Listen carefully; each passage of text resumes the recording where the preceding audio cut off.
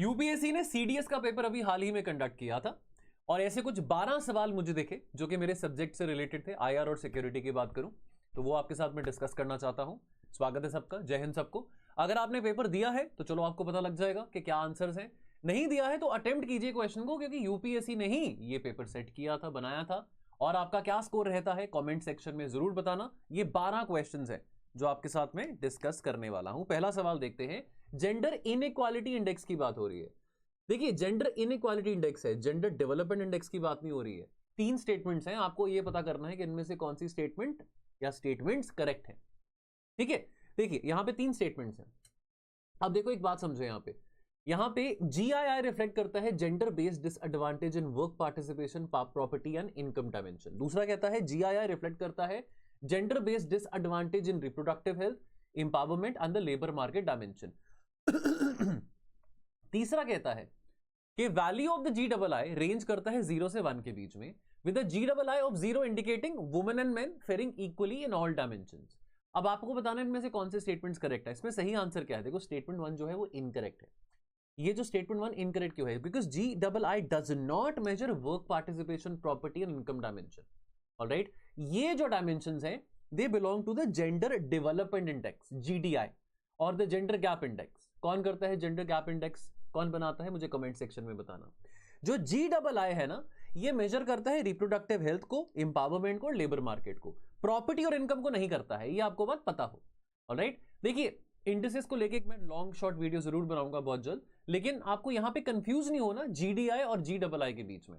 Alright, statement 2 correct है। Statement 2 कहता है कि जी डबल आई रिफ्लेक्ट करता है gender based disadvantages, reproductive health, empowerment और लेबर मार्केट डायमेंशंस में। ये बिल्कुल सही है। ये 3 डायमेंशन है, रिप्रोडक्टिव हेल्थ यानी कि maternal mortality ratio plus adolescent birth rate, then empowerment यानी कि share of parliamentary seats plus population with secondary education, and labour market यानी कि female versus male labour force participation. Statement 3 आपका correct है। जी double आई की value range होती है 0 से 1 के बीच में। 0 यानी कि जो औरतें हैं और जो आदमी हैं दे आर फेयरिंग इक्वली। 1 का मतलब है मैक्सिमम इनइक्वालिटी, यानी कि women fare as poorly as possible in all dimensions. ठीक है, और ये पब्लिश कौन करता है? ये पब्लिश किया जाता है, जी डबल आई पब्लिश किया जाता है एनुअली यूएनडीपी के द्वारा। यूएनडीपी की जो एचडीआर ह्यूमन डेवलपमेंट रिपोर्ट होती है। ऑलराइट, देखो दोस्तों, ये इंपॉर्टेंट ऑर्गेनाइजेशंस हैं। हमने बहुत होलिस्टिकली ना अपने रैपिड रिवीजन प्रोग्राम में, अपने क्रैश कोर्सेज में कवर करी हैं। बहुत सारी ऑर्गेनाइजेशंस हैं। हम एक 1 शॉट वीडियो भी लेके आएंगे, लेकिन अगर आप होलिस्टिकली कवर करना चाहते हैं, लास्ट का कुछ टाइम पड़ा है लगभग। अब आप जानते ही हैं कि आज मैं वीडियो बना रहा हूं तो 17 तारीख है और आपका हार्डली 40 दिन का टाइम पीरियड ही पड़ा है। तो प्लीज जुड़े हमारे रैपिड रिवीजन प्रोग्राम में, बहुत इंपॉर्टेंट है प्रीलिम्स 2026 के लिए। एंड ऑल्सो हमारा एक पॉपुलर करंट अफेयर्स का प्रोग्राम भी है, एपिक कोर्सेज को हम कहते हैं, extreme proficiency in current affairs, जहां पे जनवरी 2025 से लेके मार्च 2026 के current affairs across all the subjects pre specific themes के हिसाब से कवर किया जाएगा। Then question number 2, multi dimensional poverty index की बात हो रही है। This is measured by ABCD, 4 options हैं। Alright, multi dimensional poverty index, पहले ना इसको हम स्टेटमेंट्स को ध्यान से पढ़ते हैं। Measuring each person separate efficiencies across the indicators in wealth, income and standard of living dimensions. देखो, standard of living, wealth, income, ये मल्टी पॉवर्टी में तो नहीं आएगा। देन सी में कहता है indicators of health, happiness and ownership of vehicles. देखो, ओनरशिप ऑफ व्हीकल्स भी मल्टी पॉवर्टी इंडेक्स में नहीं आएगा। And then measuring inequalities and deprivations in respect of wealth, income and standard of living dimensions. Now again understand one thing, standard of living. अब for example मान लीजिए कि मेरे पास गाड़ी है जो 20 लाख की है और आपके पास गाड़ी है जो 5 लाख की है। अब वो तो हर किसी की अपनी मर्जी होगी, हर किसी का अपना बजट होगा, हर किसी की अपनी पॉकेट होगी कि आपका जो बजट है उस हिसाब से आप अपनी गाड़ी लेंगे। किसी का जो मकान है वो लेट्स से वो 250 स्क्वायर यार्ड्स का होगा, किसी का मकान 1 कनाल का होगा, किसी का, तो वो स्टैंडर्ड ऑफ लिविंग, आप कौन सी गाड़ी चलाते हैं या कौन से कपड़े पहनते हैं, हर किसी का वो निर्भर कर सकता है ना। तो मल्टी डायमेंशनल पॉवर्टी इंडेक्स में ये सब बातें तो नहीं आएंगी, लेकिन ऑप्शन ये देखते हैं, measuring each person's overlapping deprivations. Overlapping deprivations की बात हो रही है across indicators in health, education and standard of living dimensions. देखिए, स्टैंडर्ड लिविंग में क्या बातें आती हैं? कुकिंग फ्यूल आ गया, सैनिटेशन आ गया, ड्रिंकिंग वाटर आ गया, इलेक्ट्रिसिटी आ गया, हाउसिंग आ गया, एसेट्स आ गया। ऑलराइट, देखिए अब यहां पे इंपॉर्टेंट वर्ड क्या है? ओवरलैपिंग। हेल्थ में न्यूट्रिशन और चाइल्ड मोर्टालिटी आ जाता है। एजुकेशन में कितने ईयर्स ऑफ स्कूलिंग है, स्कूल अटेंडेंस कितना आपका रहा है। तो ये ओवरलैपिंग जो वर्ड है ना, ये इंपॉर्टेंट वर्ड है यहां पे जो नोट करने वाला है। और MPI multi dimensional poverty index capture करता है कि how many deprivations a person is facing simultaneously, alright, not just one dimension in isolation.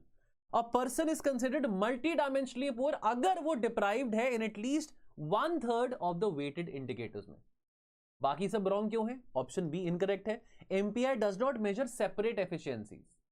Dimensions क्या है? Health, education, standard of living, not wealth, income, standard of living, alright. Income poverty is measured separately, MPI goes beyond income. और option C incorrect क्यों है? Happiness और vehicle ownership ये MPI indicators नहीं है। और MPI does not measure wealth and income inequalities, ये है गिनी कोएफिशिएंट का डोमेन, ऑलराइट। इंडिसेस को मैं डिटेल में डिस्कस करूंगा आपके साथ वन शॉट वीडियो के फॉर्म में। Next, let's have a look at the next question. Very easy question. Which of the following countries were the founding members of SAARC established in 1985? चलो SAARC 1985 में established हुआ है। SAARC एक defunct body है, ज्यादा इसमें utility नहीं है इंडिया की, वो सब बातें भी ठीक है। लेकिन अब बात समझो, अफगानिस्तान कहां से आ गया? अफगानिस्तान ने तो बहुत लेट ज्वाइन किया था। अफगानिस्तान ने 2007-8 के आसपास ज्वाइन किया था। तो इसमें से जो फाउंडिंग मेंबर्स कौन से होंगे? इंडिया, नेपाल और मालदीव्स, ठीक है। आपका यहां पे ऑप्शन कौन सा बनेगा? ऑप्शन बी बनेगा, alright. 1, 2 and 3।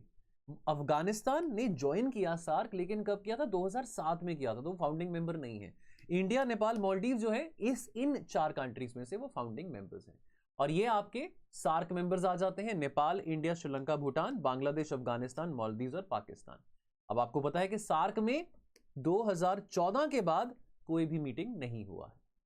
The next question, Sargasso sea की बात करते हैं। It is the only sea without a land boundary. बिल्कुल सही है जी, बिल्कुल सही है। This is the only sea without a land boundary, ये बिल्कुल सही है। अटलांटिक ओशन में आती है, बर्मुडा आइलैंड्स के साथ में सरगासो सी आती है। और सरगासो सी रिकॉर्ड करता है lowest salinity the Atlantic Ocean. No sir, ये लोएस्ट नहीं बल्कि हाईएस्ट सैलिनिटी करता है। देखो सरगासो सी यूनिक क्यों है? Because it is not bounded by land. यहां पे मैप देखो, this is bounded by ocean currents. Ocean currents की बात आती है। गल्फ स्ट्रीम आपका वार्म वाटर करंट आ जाता है, वार्म ओशन करंट आ जाता है, ठीक है। उसके बाद हम देखें यहां पे नॉर्थ में नॉर्थ अटलांटिक करंट आ रहा है, जो कि अगेन क्या है? वार्म करंट है। देन यहां पे नीचे साउथ में नॉर्थ अटलांटिक इक्वेटोरियल करंट आ रहा है, जो कि अगेन आपका वार्म वाटर करंट है। यहां पे कैनरी करंट आ रहा है ईस्ट ऑफ सरगासो सी में, जो आपका कोल्ड वाटर करंट है, ऑलराइट। अब आसपास देखो, सरगासो सी के कोई कोस्ट लाइन नहीं है, कोई लैंड नहीं है, तो स्टेटमेंट 1 आपका करेक्ट है, ठीक है। तो only sea defined by currents, not by coast line. Statement 2 incorrect क्यों है? बिकॉज सरगासो सी ये आता है सब ट्रॉपिकल हाई प्रेशर जोन में, और यहां पे इवेपोरेशन तो हो रहा है लेकिन फ्रेश वाटर इनफ्लक्स या प्रेसिपिटेशन नहीं हो रहा है, ऑलराइट। चारों तरफ लैंड ही लैंड है, कोई फ्रेश वाटर इनफ्लक्स भी यहां पे नहीं हो रहा है। तो देयरफॉर यहां पे जो सैलिनिटी लेवल्स है ना, वो बहुत ज्यादा हाई रहते हैं, कम नहीं रहते हैं, हाई रहते हैं। Reasons: high evaporation, low rainfall and minimal river inflow into the Sargasso sea, alright. Sargassum weed यहां पे पाया जाता है, तो वहां से नाम आता है सरगासो सी का। Next question. अब ये क्वेश्चन सीडीएस का यूपीएससी के पेपर में भी आया था। यूपीएससी के पेपर में 2024 में आया था, 2024 में। खूब बिल्कुल सिमिलर, बस ऑप्शंस का थोड़ा फर्क है, बिल्कुल सिमिलर क्वेश्चन आता सीडीएस से रिलेटेड। तो विच मींस कि यूपीएससी के पीवाईक्यूज पढ़ने भी बहुत जरूरी हैं, सॉल्व करने बहुत जरूरी हैं। तो प्लीज जाइए लाइव सेक्शन में, हमारे चैनल के लाइव सेक्शन में डिटेल में हर एक सब्जेक्ट का पीवाईक्यू एनालिसिस हमने किया है, प्रीलिम्स का 2011 से लेके 2025 तक का। प्लीज जाके देखें वहां पे, ऑलराइट। नाउ ओके, अब इनमें से कौन से स्टेटमेंट्स करेक्ट हैं? He is the head of the department of military affairs with in the ministry of defence, ठीक है सर, ये बिल्कुल करेक्ट है। He is the permanent chairman of the chiefs of staff committee, ये भी सही है। He does not exercise any military command over the 3 service chief, ये भी सही है सर। तो ऑप्शन 1, 2, 3 तीनों ही सही हैं। स्टेटमेंट 1 करेक्ट है। CDS is Indeed the head of department of military affairs, एक नया डिपार्टमेंट बना है with in the ministry of defence. ये बना था स्पेसिफिकली जब CDS की पोजीशन को एस्टैब्लिश करा था जनवरी 2020 में। और जो डिपार्टमेंट ऑफ मिलिट्री अफेयर्स है वो हैंडल करता है matters relating to the 3 services, inter services organization and also the tri service weapon procurement as well. Statement 2 आपका करेक्ट है। CDS परमानेंट चेयरमैन है of the chief of staff committee. पहले जो chief of staff committee था that was chaired by the senior most service chief on rotation basis, और इस system को criticise किया गया था कि बहुत इनएफिशिएंट सिस्टम है। तो CDS जो है वो सिंगल पॉइंट ऑफ कांटेक्ट है, सिंगल पॉइंट मिलिट्री एडवाइस वो गवर्नमेंट को देता है, और CDS जो है वो परमानेंट चेयरमैन है of the chief of staff committee, but that doesn't mean that he has commanding power over the three services. No, ये बहुत इंपॉर्टेंट नुआंस है सीडीएस का पोजीशन का. CDS does not have operational command over the three service chiefs. Army chief, navy chief, air chief retain करते हैं full command over their respective services, और supreme commander of the three services कौन होता है? The president of India. Alright, okay. Next question में आपको यहां पे दिया गया है इंडियन मिलिट्री एकेडमी. ये आंसर, ये क्वेश्चन काफी सिंपल है, पता होना चाहिए कि आईएमए टाइप ऑफ ट्रेनिंग कौन सी होती है, आपकी एनडीए में टाइप ऑफ ट्रेनिंग कौन सी होती है, ओटीए में, एनडीसी में. अब इसको मैच करना. तो IMA again training the persons joining as army officers, तो ए का 2 आता है. नेशनल डिफेंस एकेडमी बी का आता है 3, training cadets of the three services of defence forces before inducting them into respective pre commissioning training academies. Alright, then आपका आता है National Defence College C match होता है 4 के साथ, training of selected senior officers of the armed forces and the civil service officers. Then OTA आपका जो option D है वो कहां पे आता है? Training the cadets for the short service commission. Alright, तो ये करेक्ट ऑर्डर है. गलत नहीं होना चाहिए था, लेकिन अगर गलत हुआ भी है तो कोई बात नहीं. यहां पे अब आपको पता हो, ये बेसिक नॉलेज के लिए पता हो, इसमें कोई करंट अफेयर्स वाली बात नहीं है, बेसिक नॉलेज के लिए पता हो. ठीक है. इंडियन मिलिट्री एकेडमी कहां पे है? देहरादून में है. एनडीए एकेडमी कहां पे है? खड़कवासला में है. Alright, National Defence College again ये ट्रेन करता है select senior officers of the armed forces and the civil services. और ओटीए शॉर्ट सर्विस कमीशन के लिए होता है. Alright, next question UN peace keeping mission से related, UN peace keeping operation से रिलेटेड है. 2 स्टेटमेंट्स हैं, आपको ये बताना है इनमें से करेक्ट कौन सा है. देखो, अब जो पहला स्टेटमेंट है power to authorize as a peace keeping operation exclusively with the General Assembly, ये गलत है. ये पावर ऑफ ऑथराइजेशन किसके पास होती है? यूनाइटेड नेशन सिक्योरिटी काउंसिल के पास होती है. जनरल असेंबली के पास बातचीत कर सकते हैं, वहां पे बातचीत होती है, वहां पे डिस्कशन होता है, वहां पे कॉन्फ्लिक्ट को, क्राइसिस को, सिविल वॉर को डिस्कस किया जाता है. लेकिन पावर ऑफ ऑथराइजेशन जो है वो यूएनएससी के हाथ में ही होती है. ये आपको पता हो, under chapter 6 and chapter 7 of the UN charter. ठीक है. अब वो चैप्टर 6 और chapter 7 of the UN charter आपको पढ़ने को नहीं कह रहा हूं, आपको बस पता हो. और UN peace keeping operations are deployed with the consent of the main parties to the conflict. Absolutely, जिस कंट्री में कहीं कॉन्फ्लिक्ट हो रहा है, सिविल वॉर हो रहा है, कोई एथनिक क्राइसिस हो रहा है, तो अगेन वहां पे पीस कीपिंग ऑपरेशंस डिप्लॉय किए जाते हैं. और जैसे आप जानते हैं कि ज्यादातर जो पर्सोनल हैं पीस कीपिंग ऑपरेशंस में जो जाते हैं वो मोस्टली साउथ एशियन कंट्रीज में से, इंडिया, बांग्लादेश, पाकिस्तान में से जाते हैं. ये बिल्कुल सही है कि उनसे पूछा जाता है, कंसेंट लिया जाता है भेजने से पहले कि भैया हम भेज रहे हैं, क्या आप इस बात को प्रिंसिपली एग्री करते हैं कि नहीं करते हैं. तो आपका जो ऑप्शन बी है 2 ओनली, वो करेक्ट होगा. स्टेटमेंट 1 इनकरेक्ट है. अगला क्वेश्चन बिम्स्टेक से रिलेटेड है. बिम्स्टेक अगेन दोस्तों यूपीएससी 2025 में आ चुका है. बिम्स्टेक काफी लोगों का गलत हुआ था, नॉट करेक्ट पूछा है, नॉट करेक्ट यानी कि इनकरेक्ट पूछा है. अब अगर आपको थोड़ा सा भी आइडिया कि बिम्स्टेक में मेंबर्स कौन से हैं, तो यहां पे देख के आपका क्वेश्चन सॉल्व हो जाता है, क्योंकि भैया पाकिस्तान बिम्स्टेक में है ही नहीं. बिम्स्टेक में कौन से देश आते हैं? Bangladesh, Bhutan, India, Nepal, Myanmar, Sri Lanka and Thailand. ये 7 देश आते हैं. बल्कि बिम्स्टेक तो एक ऑल्टरनेटिव के तौर पे हम देखते हैं, ऑल्टरनेटिव टू सार्क के तौर पे हम बिम्स्टेक को देखते हैं. जब से हमारा एंगेजमेंट सार्क में खत्म हमने किया है 2014 से, तब से हमारा फोकस और सब regional groupings and regional groupings के टुवर्ड्स बढ़ा है. जैसे कि बीबीआईएन है, बिम्स्टेक है, सासेक हो गया, etcetera. Then option B C D आपके बिल्कुल सही है. इंडिया लीड कंट्री है ऑफ द सिक्योरिटी सेक्टर. अब यहां पे ना कुछ सेक्टर्स आ जाते हैं, मैंने यहां पे आपको सोल्यूशन में देख सकते हैं. तो ये जो 7 कंट्रीज है ना, यहां पे अक्रॉस 7 कंट्रीज सेक्टर्स हैं. जैसे कि बांग्लादेश के पास सेक्टर है ट्रेड, इन्वेस्टमेंट एंड डेवलपमेंट का, तो 7 सेक्टर्स आ गए. ठीक है. भूटान के पास आ गया environment and climate change, India के पास सिक्योरिटी, म्यांमार के पास agriculture and food security, Thailand के पास कनेक्टिविटी, श्रीलंका के पास टेक एंड इनोवेशन, और Nepal people to people contact. अब देन सब सेक्टर्स आ जाते हैं. जैसे कि 2025 वाले जो पेपर था यूपीएससी का, वहां पे पूछा गया था कि नेपाल के पास टूरिज्म सब सेक्टर है. ऑलराइट, तो बहुत सारे बच्चे गलत करके आए थे. सो देयरफॉर ये प्लीज आपको यहां पे याद रहे, ये जो बिम्स्टेक का ये जो चार्ट है, ये जो इमेज मैंने यहां पे इंसर्ट किया है, प्लीज आपको याद रहे कि सेक्टर्स कौन से हैं, सब सेक्टर्स कौन से हैं. ठीक है. चलिए देन क्वेश्चन नंबर 9. अब बहुत फैक्चुअल क्वेश्चन था, ये स्किप करने वालों में से था, ये क्वेश्चन स्किप करने वालों में से था, ये क्वेश्चन अटेम्प्ट करने वालों में से था, स्किप करने वालों में से था. अब देखो यहां पे 3rd WHO ग्लोबल समिट. अब आपको आंसर बताऊंगा तो आपको कहोगे सर ये क्या क्वेश्चन डाला है. ये 3rd नहीं था बेटा, ये 2nd था, ये 2nd था, इस करके ये स्टेटमेंट इनकरेक्ट है. अब आप कहोगे कि सर यूपीएससी ऐसे क्वेश्चन पूछता है, ऐसे क्वेश्चन अब यार कहां, आप हर चीज का रट्टा नहीं लगा सकते और हर एक क्वेश्चन सॉल्व नहीं कर सकते हो, ये क्वेश्चन स्किप ही करना पड़ेगा. हाँ, एक्सेप्शन है कि मान लो कि कोई एक ऐसा इंसान है, कोई 10 में से एक हो, 100 में से एक हो, जिसको पता हो कि भैया ये थर्ड नहीं सेकंड था, तो बहुत अच्छी बात है। अब इसके लिए तो आपको एक्सट्रीम लाइक मेमोरी चाहिए करंट अफेयर्स की, ये छोटी छोटी बात आपने पढ़ी हो। Alright, and the theme for the 11th international yoga day was yoga for one earth one health. ये बिल्कुल सही है, ये बिल्कुल सही है। जो 11th इंटरनेशनल योगा डे था उसमें यही थीम था। ये देखो यहाँ पे, ये मैंने WHO की वेबसाइट से ही निकाला है। सेकंड WHO ग्लोबल समिट हुआ था ट्रेडिशनल मेडिसिन पे, और ये बिल्कुल दिसंबर में हुआ था, दिसंबर 2025 में नई दिल्ली में हुआ था। ठीक है, एंड उसके अलावा ये जो समिट हुआ था 2025 में, उसका जो थीम था क्या था, restoring balance for people and planet, the science and practice of health and wellbeing. और इंटरनेशनल डे ऑफ योगा 2025 में जो थीम था, yoga for one earth one health. तो ये आपका जो ऑप्शन जो 2 है वो सही है, ऑप्शन 1 गलत है। तो इसमें आंसर क्या होगा, नॉट करेक्ट पूछा है तो नॉट करेक्ट में आपका ऑप्शन ए होगा। नॉट करेक्ट पूछा तो नॉट करेक्ट में स्टेटमेंट 1 नॉट करेक्ट है। तो ये देख लेना कि हम करेक्ट वाला मार्क करके ना आ जाए, जबकि हमने ये पता लगा लिया कि नॉट करेक्ट कौन सा है। ये एक बहुत बड़ा ट्रैप होता है, हमको ये पता लग गया कि स्टेटमेंट 1 नॉट करेक्ट है, लेकिन हम गलती से करेक्ट वाला मार्क करके आ गए, क्योंकि क्वेश्चन हमने ध्यान से नहीं पढ़ा। तो प्रेजेंस ऑफ माइंड बहुत जरूरी है, बहुत ज्यादा जरूरी है।